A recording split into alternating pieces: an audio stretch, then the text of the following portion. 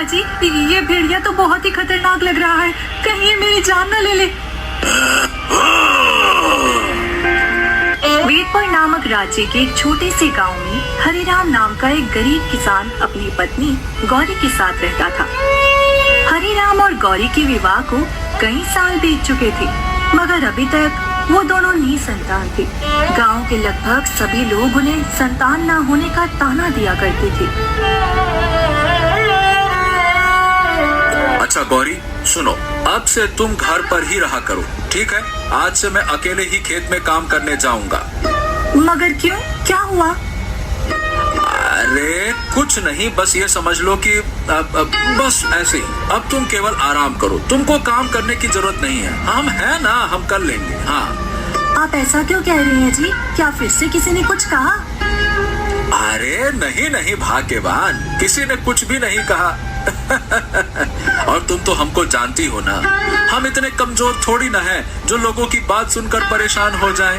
अरे हम तो बस तुम्हारे लिए कह रहे थे। हमको बिल्कुल अच्छा नहीं लगता लोग तुमको ताने मारते हैं। हमको कुछ कहे कोनो दिक्कत नहीं, तुमको कोई कुछ कहे समझ लो हमारी आत्मा कांप जाती है। लोगों का हम क्या कर सकते हैं, शायद हमारी किस्मत में यही लिखा है।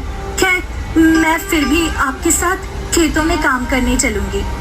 अरे लेकिन गौरी। लेकिन कुछ नहीं, मैं अभी आपके साथ चल रही हूँ, बस बात खत्म। और फिर वो दोनों कुछ ही देर में अपने खेत पहुँच जाते हैं और काम करने लगते हैं। अच्छा गौरी सुनो, तुम ऐसा करो कि तुम उस कोने से धान बोना शुरू करो और मैं इस कोने से बोता हूँ, ठीक है? ठीक है। अभी वो दोनों अपने अपने काम में ही लगे थे कि तभी अचानक वहाँ दूसरे किसान की पत्नियाँ भी आ जाती हैं। अरे रीता, ये तुमने क्या किया? तुम यहाँ क्यों आ गई? क्या मतलब है रेनू? अरे रीता, तुम माँ बनने वाली हो और इस तरह तुम्हें इस गौरी के सामने नहीं आना चाहिए। मैं तुम्हारी बात समझी नहीं, भला मेरे माँ बनने से गौरी का क्या लेना देना है? अरे तुम्हें नहीं पता क्या, ये एक बांझ है, इसकी शादी को ना जाने कितने साल बीत गए हैं, मगर इस बांझ के घर आज तक संतान नहीं हुई।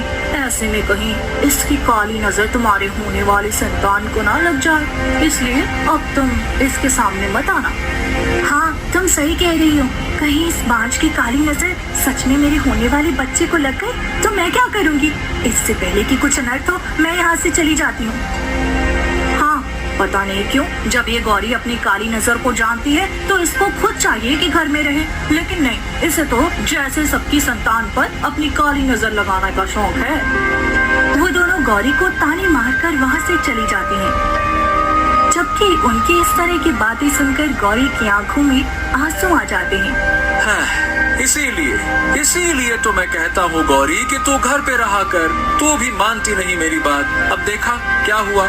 अब मैं किसी की जुबान तो नहीं रोक सकता ना, किसी का मुंह थोड़ी बंद कर सकता हूँ। और मैं ये भी जानता हूँ कि लोगों की इस तरह की बातों से तुम्हें कितनी तकलीफ होती है, फिर भी तुम चली आई, हमारी बात नहीं मानी। चलो चुप हो जाओ।